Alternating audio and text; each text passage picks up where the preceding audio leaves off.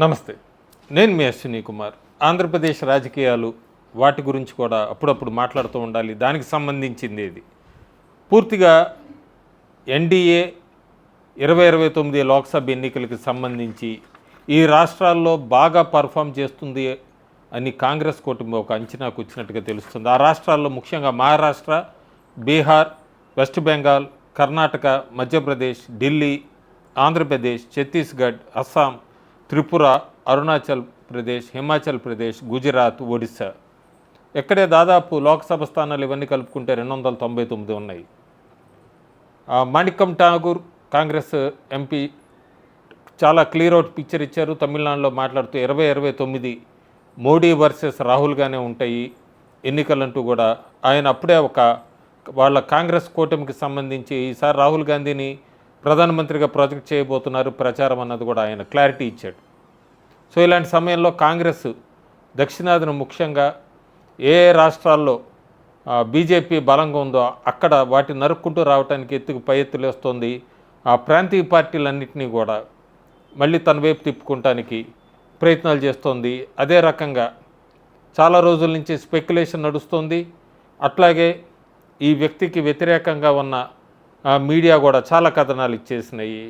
నేను మాట్లాడుతున్న వ్యక్తి ఆంధ్రప్రదేశ్ మాజీ ముఖ్యమంత్రి జగన్మోహన్ రెడ్డి గురించి. ప్రస్తుతం కాంగ్రెస్ పార్టీ జగన్మోహన్ రెడ్డి మీద గురిపెట్టింది అన్నది కథనాలు TV5 లాంటి ఛానల్స్ అయితే చాలా కథనాలు ఇచ్చినాయి. జూన్ 23వ తారీఖే రాహుల్ గాంధీ, జగన్మోహన్ రెడ్డి భేటీ అవుతున్నారన్న ప్రచారం కూడా చేశారు. వైఎస్ జగన్మోహన్ రెడ్డి 151 స్థానాలతో 2019లో ఆంధ్రప్రదేశ్ ముఖ్యమంత్రిగా ప్రమాణ స్వీకారం చేసిన తర్వాత జరిగిన ఎపిసోడ్స్ అందరికీ తెలిసిందే. ప్రస్తుతం కేవలం 11 స్థానాలకు పరిమితం అయ్యాడు. కానీ ఎప్పుడైతే కర్ణాటకలో డీకే శివకుమార్ ముఖ్యమంత్రి అయ్యాడో ఆ తర్వాత రాహుల్ గాంధీ చకచక అడుగులు వేశాడంటూ కూడా చాలా కథనాలు వచ్చినాయి. ముఖ్యంగా ఆయన జగన్మోహన్ రెడ్డి సోదరి షర్మిలకి, జగన్మోహన్ రెడ్డికి మధ్య ఉన్న భేదాభిప్రాయాలన్నింటినీ కూడా మధ్యవర్తిత్వం చేసి శివకుమార్ బెంగళూరులో ఈ పంచాయతీ అంతా నడిపినట్టు ఇవన్నీ దానికి అనుగుణంగానే జగన్మోహన్ రెడ్డి కాంగ్రెస్ పార్టీకి మద్దతు లేదా కాంగ్రెస్ పార్టీలో వైఎస్ఆర్సీపీని మర్జీ చేస్తాడంటూ కూడా కథనాలు చాలా వచ్చినాయి. అట్లాగే విజయ్, తమిళనాడుకు చెందిన ముఖ్యమంత్రి టీవీకే విజయ్ కూడా జగన్మోహన్ రెడ్డిని కాంగ్రెస్లోకి రమ్మని ఆహ్వానించినట్టుగా చాలా కథనాలు ఒక నెల రోజుల నుంచి బాగా నడిచినాయి. తెలుగు మీడియా పూర్తిగా దాని మీద కూడా ఫోకస్ పెట్టిన ఉన్నాయి. ముఖ్యంగా నేను చెప్పినట్టుగా TV5 లాంటి ఛానల్స్ అన్నీ కూడా. అయితే అందులో ఎంతవరకు నిజం ఉంది? నాకు తెలిసినంతవరకు, నాకు వచ్చిన ఇన్ఫర్మేషన్ అంతవరకు జగన్మోహన్ రెడ్డి కాంగ్రెస్ పార్టీలో లేదా మద్దతు కానీ కాంగ్రెస్ పార్టీలో వైఎస్ఆర్సీపీని విలీనం అనేది చేయట్లేదన్నది నాకు అందిన సమాచారం ప్రకారం. ఎందుకంటే ఆంధ్రప్రదేశ్లో కాంగ్రెస్ పార్టీ దాదాపు 12 సంవత్సరాల నుంచి ఎక్కడ ఏం లేదు, ఎదుగుదల లేదు. కాంగ్రెస్ పార్టీని పూర్తిగా మర్చిపోయింది ఆంధ్రప్రదేశ్ ప్రభుత్వం, ఆంధ్రప్రదేశ్ ప్రజలు. ఆంధ్రప్రదేశ్లో 2029లో కూడా ఎన్డీఏ, టీడీపీ, జనసేన, బీజేపీ కలిసి ఎన్నికలకు వెళ్తాయి. ఒకవేళ వైఎస్ఆర్సీపీ కాంగ్రెస్తో చేతులు కలిపితే అది ఆత్మహత్య అనే చెప్పచ్చు జగన్మోహన్ రెడ్డికి. ఎక్కడ కూడా Congress party plus YSRCP or YSRCP మధ్య కాంగ్రెస్ పార్టీ అంటే వన్ సైడ్ విక్టరీ ఎన్డీఏకి అన్నది వాళ్ళు చేసుకున్న సర్వేలు, వాళ్ళకి వచ్చిన ఆ ఫీడ్బ్యాక్ అంతా కూడా అదే అన్నది వాళ్ళ ద్వారా కూడా నాకు చాలా క్లియర్గా ఒక పిక్చర్ అయితే నాకు సమాచారం ఉంది.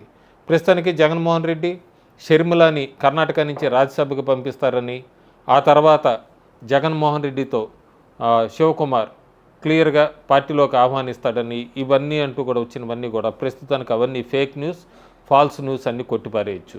ఎక్కడ జగన్మోహన్ రెడ్డి ఒంటరిగానే వెళ్తున్నట్టు మళ్ళీ వచ్చే ఎన్నికల్లో సిపిఐ, సిపిఎం అవన్నీ ఏమైనా కలుస్తాయనేది అయితే మనం వేచి చూడాలి.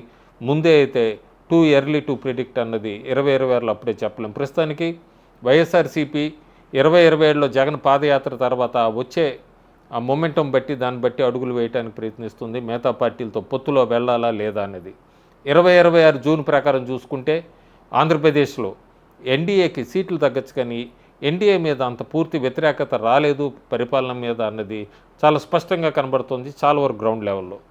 అందులో వైఎస్ఆర్సీపీ ముఖ్యంగా నేను అంతకుముందు చెప్పినట్టుగా కూడా ఎప్పుడైతే రాజధాని మీద యూటర్న్ తీసుకున్నారో అట్లాగే చంద్రబాబు నాయుడిని కరెక్ట్గా ఎన్నికలకు ముందు అరెస్ట్ చేయటం ఇవన్నీ కూడా సెల్ఫ్ గోల్ అని చెప్పచ్చు.